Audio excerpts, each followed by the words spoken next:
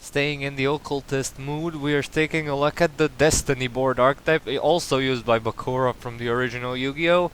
And yeah, this is the second ever win condition archetype to ever, well, appear or surface in the game. So yeah, most of you should already know what this Destiny board does. But let's cover the basics for all of you who don't. It focuses on this trap card here known as Destiny board, a continuous trap with which has the effect when all 4 spirit message cards with different names are placed on the field, you win the duel. Once per turn during your opponent's end phase, place 1 spirit message card from your hand or deck to your spell and trap zone face up, in the proper order of I, N, A, and L, so that they spell out final, or death if you're an OCG player. And when any spirit message card or destiny board you control leaves the field, send all spirit message cards and destiny board you control to the graveyard. So basically, if you, this is a win condition that can die to a single MST. So yeah, it can be a bit of a hassle to, place it onto the field. However, this wasn't so much of a problem back in the day, because back row removal wasn't plentiful back in the day. So yeah, and the spirit messages could live to see another day if they were like if they were placed onto the field. And yeah, but basically MST was limited, and all the other spell and trap removal wasn't very plentiful. So yeah, so you are basically hoping to draw into that one MST in order to rid yourself of the curse. Alright, now going to their monster lineup, we have their first monster, Dark Necrofear. Cannot be normal summoned or set, must be special summoned from your hand by banishing 3 fiend type monsters from your graveyard. During the end phase, if this card is in the graveyard because it was destroyed by an opponent's card as in this turn by battle or card effect, and sent to your graveyard while it was in the monster. Well, it was a monster card under your control. Jesus Christ, this text. Target 1 face-up monster your opponent controls. Equip this card to that target. While this card is equipped to a monster by this effect, take control of that monster. So some of you might be asking, what the hell is this supposed to do with, like, Destiny boards and stuff? However, this card got a retrain, which basically makes this card and its retrain a part of the archetype. So yeah, also the monster was used by Bakura to no one's surprise. So yeah, it's not that out of place if you wanna stretch it. So yeah, also it lives up to the occult theme of the decks. So yeah, as for the monster itself, it has a okay summoning conditions for the time, but nowadays you can fulfill it very easily nowadays. But you'd most likely want to run any other mind controlling cards, such as brain control or mind control, change of heart if it gets off the list. I'm not sure if change of heart is even off the list. It's been a while since I took a look at it. I think it actually came off the list. I'm not quite sure. Other than waiting for this thing to get blown up by a card effect or by battle. So yeah. If you run this, you run one at most. So yeah. Its retrain is Curse of Necrofear. Has reverse stats of Dark Necrofear, and also has the same summoning condition as the original Dark Necrofear. Special summon this card from your cannot be normal summoned or sent, must be special summoned by a card effect.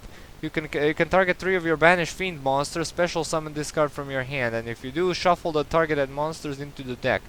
During the end phase, if this card is in the graveyard because it was destroyed in its owner's monster zone by an opponent's card and sent there this turn, special summon this card. Then you can destroy cards your opponent controls up to the number of spells or of spells traps you control with a different name. You can only use each effect of Curse of Necrofear once per turn.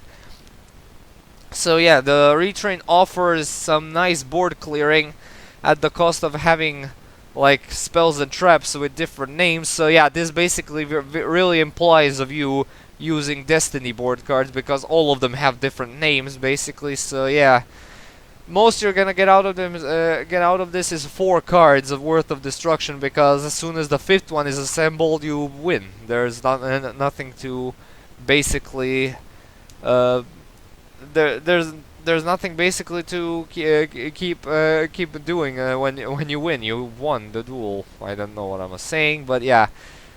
At least I'm proving some sort of a point. Anyway, this is basically a straight upgrade over the original Necrofear. So yeah, it should be ran at it should be ran at more copies than the original. So yeah, have fun with him. And yeah, there are also some other cards that work well in conjunction with this thing. So yeah, we'll get later down the road. But now let's take a look at the Archetype's field spell, Dark Sanctuary. If a spirit message card would be placed on your field with Destiny board, you can special summon it as a normal monster, and it's treated as a fiend type dark level 1/0 attack and defense instead. And if you do, it is unaffected by card effects except Destiny board, and cannot be targeted for attacks, but does not prevent your opponent from attacking you directly. When an opponent's monster declares an attack, toss a coin, and if the result is heads, negate the attack. And if you do inflict damage to your opponent equal to half the current attack of the monster that your opponent controls. Now this is absolutely a fantastic field spell.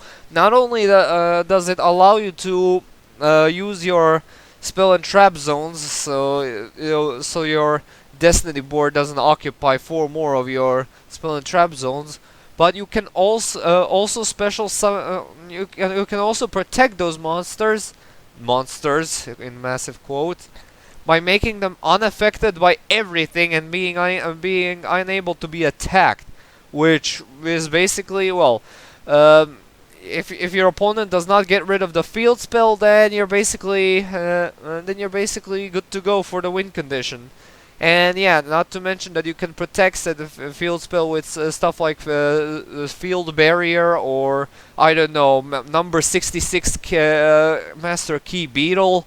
The possibilities are really evident and endless. Not to mention you have a really nice protection from attacks, and yeah, it's basically a really fantastic field spell. Run 3, also run 1 terraforming, and if terraforming ever comes off the limited list, max out on it ASAP. Next up we have their final spell card, Dark Occultism. Discard 1 card and add 1 Destiny board or 1 level 8 fiend monster from your deck to your deck or graveyard to your hand. During your main phase, except the turn this card was sent to the graveyard, you can banish this card from your graveyard, place any number of Destiny board and or spirit message cards with different names from your hand or graveyard on the bottom of the deck in any order. Then draw cards. Then draw the same number of cards. You can only use each effect of Dark Occultism once per turn. Okay, so this one's nice, pretty nice recovery and draw power. At the cost of sending spirit messages from to the bottom of the deck, which can be okay, because Destiny board can fetch them later on when you are going in for the win condition. So yeah, this is a nice card, but I wouldn't advise maxing out on it, because it can be a fairly devastating brick at times. So yeah, 2 is acceptable. And the last card is another continuous trap, that being Death Sentence. You can target your fiend monsters that are banished and or in your graveyard, up to the number of Destiny board and spirit message cards you control. Add them to your hand. You can send this card from the field to the graveyard. Place 1 spirit message card from your hand, the deck, or graveyard face up in your spell and trap zone. This is treated by being placed by the effect of a Destiny board card, and you can only use 1 Death Sentence effect per turn, and only once that turn. Also a nice card to consider running, because it helps out with setting your win condition up. Also by recycling your monsters. And yeah, one thing I failed to mention is that you cannot play spirit messages yourself for some reason, but that would actually be lovely. Imagine like opening up with the entire set and then you place everything and then you win the duel. But yeah, that would be a bit too broken. They should have at least made a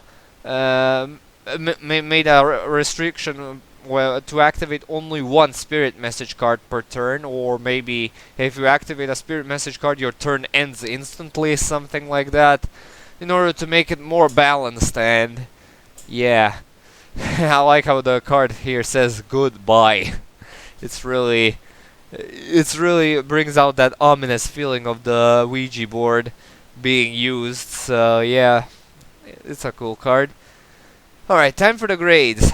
In terms of consistency, it usually depends on what kind of Fiend engine you run. Most likely you're gonna be running this in a Burning Abyss deck, so yeah, it's gonna be most likely a Burning Abyss deck. So, but those actually have special summoning conditions which require you to control no spell and trap cards, which can be circumvented with Dark Sanctuary's effects. So yeah, I'm actually gonna be...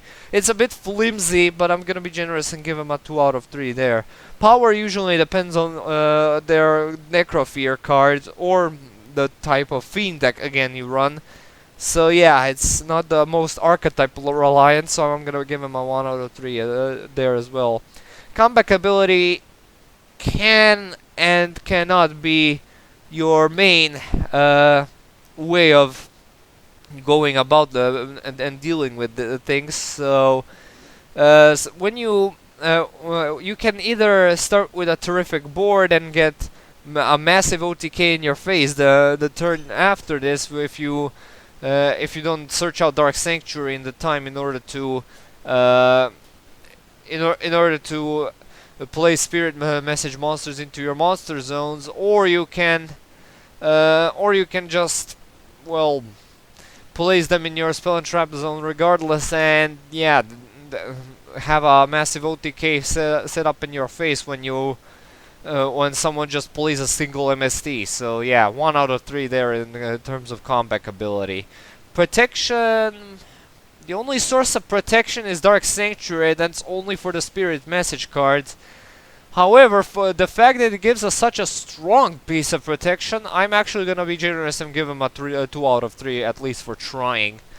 And as for the versatility, well, basically any Fiend-based deck that can afford to run these things is basically gonna have a field date with these things. So yeah, I'm gonna give him a 2 out of 3 there.